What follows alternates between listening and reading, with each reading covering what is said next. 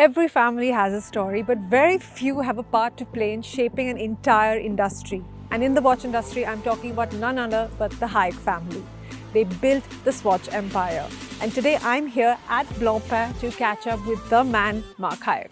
Hi everyone, I'm Karishma Karer and welcome to the Hour Markers. As I mentioned today, I am in Le Brassus at the Blancpain manufacture with the man of the hour, Mr. Marc Hayek. Mr. Hayek, welcome to the Hour Markers. It's a pleasure to have you here with us today. It's my pleasure. Thank you to have this opportunity. Fantastic. So, beautiful manufacture, exceptionally done. How much of a part do you have to play in this? I know you're extremely passionate about Blancpain. Yes, my heart is after 25 years, more or less, 24 with Blancpain. Yes. We don't collaborate. It's not collaborators. It's for me. It's a family. Yes. That's why it's really happy to be here. Yeah, and we feel that. We feel that in the energy here with you. It feels like a family with Blancpain.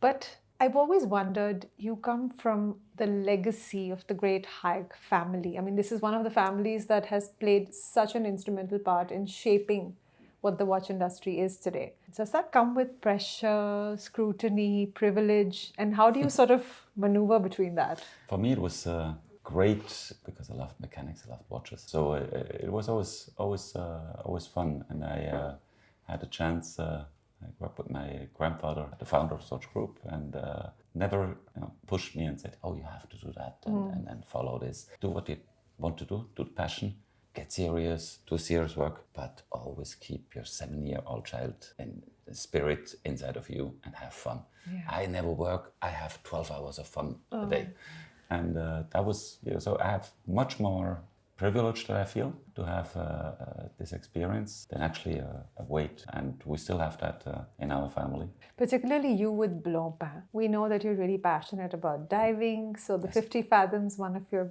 babies. So when you have to get into the details of the watchmaking and the technicalities, how much of your personal decision comes into play and how much of that is a battle with the team then?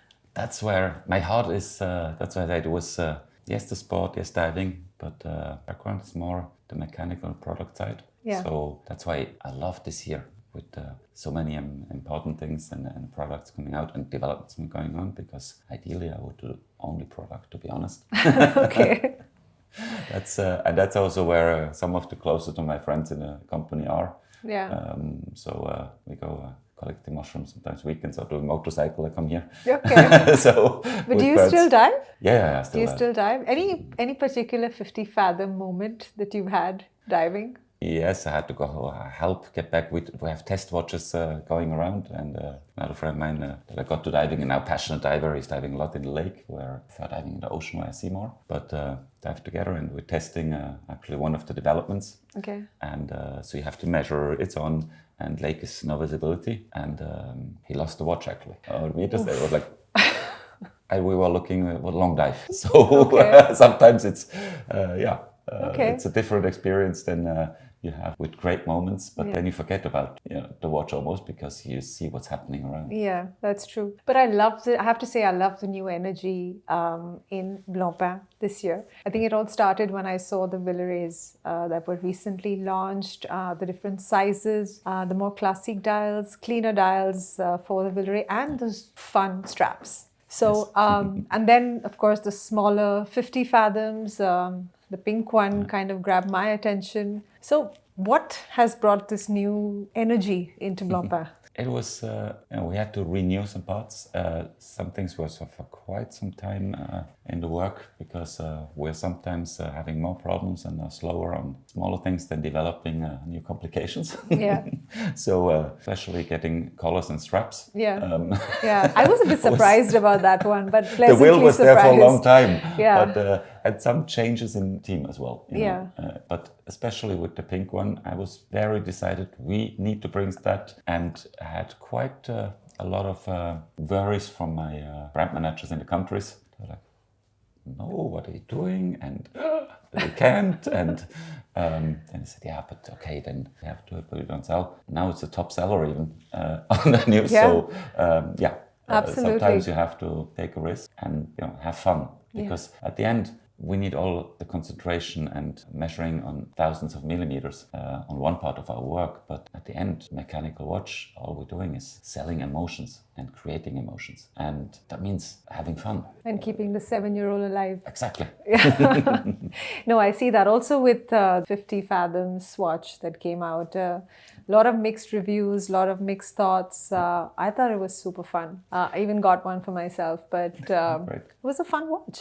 Is that, it was very often price of our watches is a almost negative side effect of going this far in details, doing the work like this. But it closes so much the door of so many people to enjoy, to have the emotion. You don't have necessarily to possess. If you look at art, you don't have to possess a Picasso to be able to enjoy it and to appreciate it and have an emotion. And with watches, that's somehow very difficult. And with the Swatch, it was not even the direct future client, the young. It's from kids, from people that never looked at brand like Blancpain and at mechanical watches at high end, saying, we went to a page. You guys, what's this with the moon phase indicator? You can do that. Looking at ocean commitment, opening this side and enjoying and sharing these passions and sharing it with our friends. And at the end, yes, maybe the percentage of new clients, but that's what it was, the whole fun about this part. And you talked about legacy of my grandfather watch industry. We can never forget with the quartz crisis in the 70s, where we said, with watchmaking, the industry is basically gone and dead. Yeah. It was Swatch. It was a mechanical movement. Volume for Swatch need to be created to be able, from the base components, to keep that alive and to save. Otherwise, there would not be all the great luxury brands that we have today. True. They would not be here anymore. And with the System 51, the mechanical movement, 51 parts. A normal mechanical movement, simple, has 170 parts. Chronograph 230.